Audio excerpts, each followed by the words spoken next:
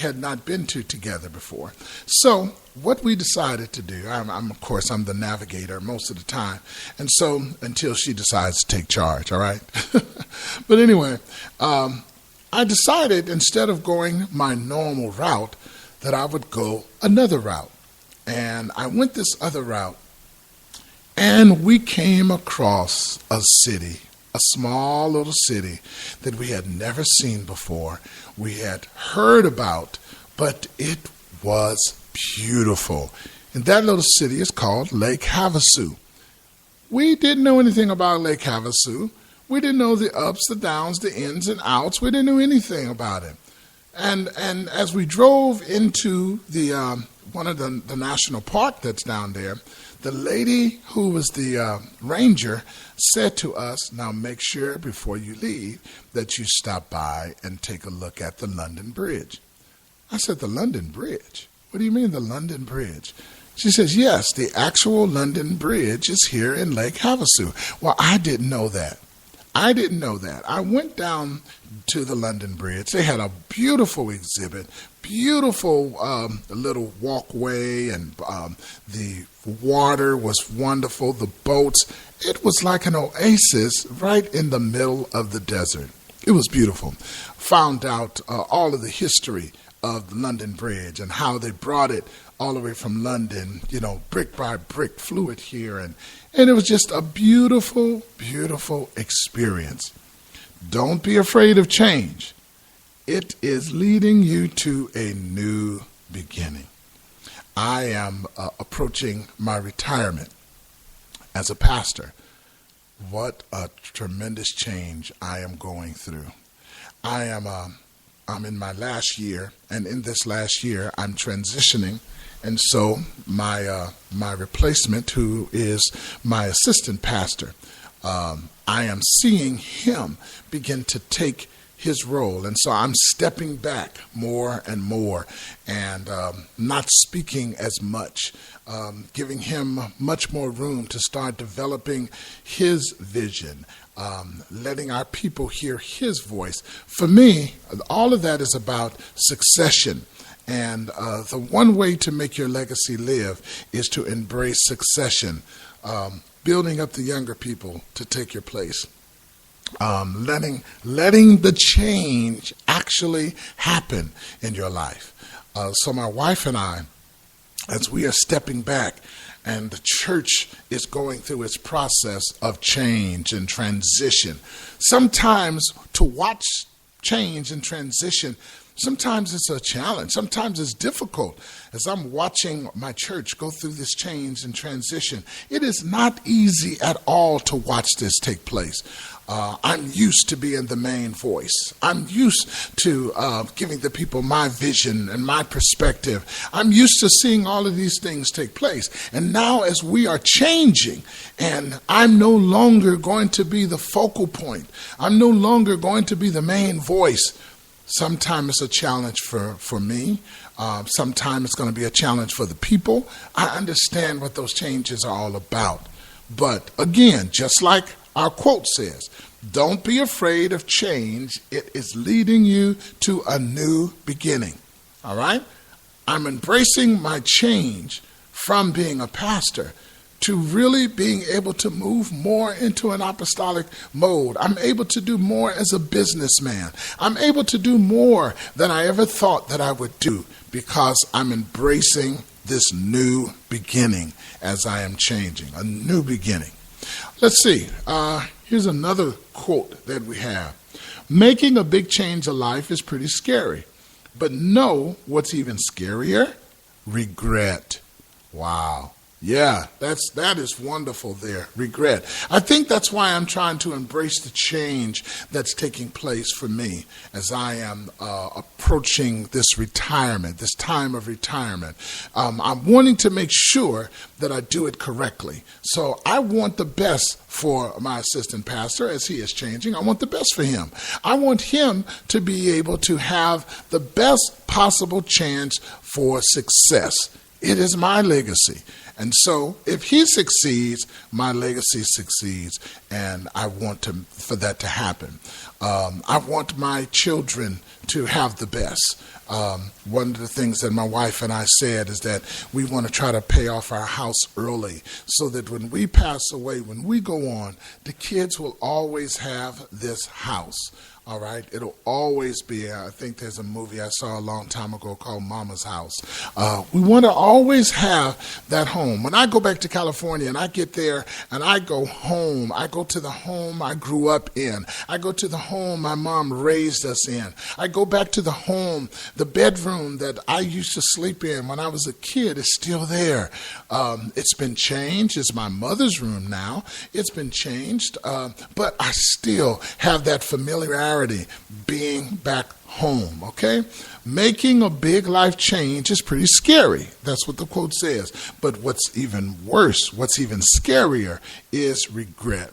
I don't want to ever be at a place where I regret that I didn't change. I don't want to be at the place where I regret. I know some pastors who will stay in the pulpit till they can barely talk, continuing trying to preach. Some people have even died preaching in the pulpit rather than embracing change that must come about. They don't want to change. They want to stay the same way. Some people who need to break bad habits, they just stay in those bad habits, refusing to change because their body has become so accustomed to the bad habit. I mean, I'm a chocoholic. My body sometimes craves chocolate. And sometimes God will just tell me, don't eat any chocolate for a while. None. I'm no diet chocolate, no fake chocolate, no chocolate gum, no chocolate, nothing. Just to get the chocolate out of my system so that I don't become addicted to my own comfortability. All right? We got to be able to find ways of changing what is different. So, and I'll tell you one thing. If you just change your location and don't change your ways, your new location will just be your old way, all right?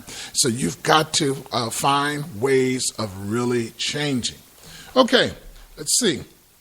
Here's another change, another quote by Jim Rohn. It says, your life does not get better by chance. It gets better by change. Yeah. Your life only gets better by real change. Really changing. Really changing. That's the beauty of Christianity. Christianity is all about changing from your way of thinking to God's way of thinking. Your way of operating. Your way of doing things. Moving away from that and allowing God to really change you. Again, I will always say this, change is not easy. It's never easy. How do you switch from a behavior that you're accustomed to doing all of your life? How do you switch from a behavior that you are just comfortable with? Some people can't go to a new job because they're so accustomed to where they are, they don't even want to think about something else. Me and my wife, we were talking this morning, and we were just talking about, what if we had never met? Would you want a new spouse or something? We just talked about that. My wife says, I don't want the headache of trying to train somebody else to be a good husband. And I, of course, I stopped for a moment and I realized, wow, she's talking about me. She's trained me. But then I guess I've trained her a little bit. I think that's what happens in relationships, is that you eventually get to that place where you are comfortable with who you're with because you guys have been through enough changes to now you are just you have those smooth sailing from that point on. Just smooth sailing. Everything is fine. Everything is wonderful. God enables us to change even the most difficult things in our life. And so in order for us, this is going to be hard, but listen to this statement. In order for us to fully embrace God, we've got to fully embrace the changes that he is making inside of us. Oh, that was so deep. That just came right off the press right there, hot off the grill. All right? No, I didn't read that anywhere. In order for us to fully embrace God, we must fully embrace the changes that he's making inside of us. That's how we find out the fullness of God, is by accepting the change in us.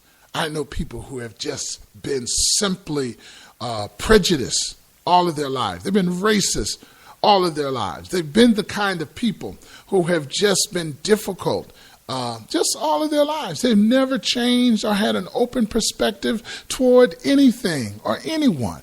That is only what they see, only what they know, only what they've been taught. That's the only thing that they do. So again, I'm going to read this again.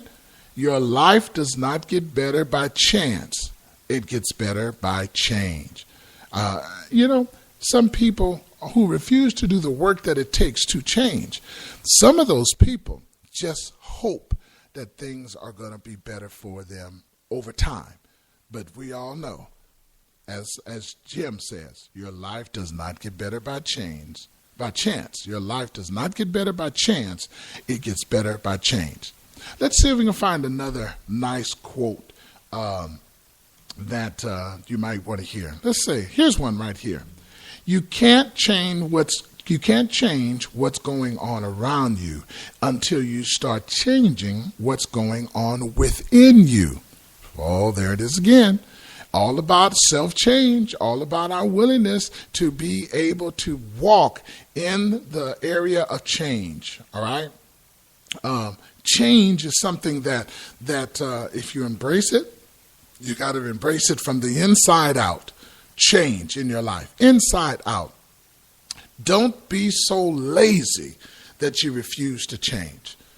Don't be so lazy, because change takes work. Change takes denial. Change takes being able to say to yourself, I can't have something that I really enjoy maybe, or something I have really become to be a part of me. Change has to be embraced. My dear friend Eddie Cross from Philadelphia. Well, not from Philadelphia. I think he's outside of Philly now. But he just said, the good stuff, Doc. I'm live with you. Thanks, Eddie. Pastor Eddie Cross, Jr. out of actually, I guess it's Pennsylvania. I can't remember what city he's in now. But change, when it takes place, you know what? It's going to be good for us. It's going to be healthy for us. It's going to be some changes are changes that we absolutely must allow to take place. Oh, that's right. Okay, Eddie just told me he's in Harrisburg, Pennsylvania. I've got another bishop friend of mine in Harrisburg. Harrisburg is not that great. It's a capital city. It's a wonderful place, but it's a one. Hey, also about Harrisburg, Pennsylvania, Hershey, the company, Hershey Company, Hershey chocolate is in Harrisburg, Pennsylvania. You guys all know, I told you, I'm a chocoholic. So, Pastor Eddie, if you ever invite me to Harrisburg, please take me by Hershey chocolate. And then let's have plenty of metformin, glipizide, Evocano, every kind of diabetic medication there is, because I'm anticipating a diabetic coma. See, I'm having problems just thinking about it. Okay? So anyway, that's a nice little joke there. Oh, my goodness. I hope that you are following us on www.KTGDSRadio.com because you can capture this same program live at another point in time. So make sure you go to the website. All right, let's talk more about change. Change. Here we go. Let's see. Oh, here's a nice quote. I really like this one. It says, progress is impossible without change, and those who cannot change their minds cannot change anything. Oh, my goodness. That was written by George Bernard Shaw. All right, he used to be a person with Billy Graham a lot, but I'm going to read it again because I really like what it says. Progress is impossible without change, and those who cannot change their minds cannot change anything.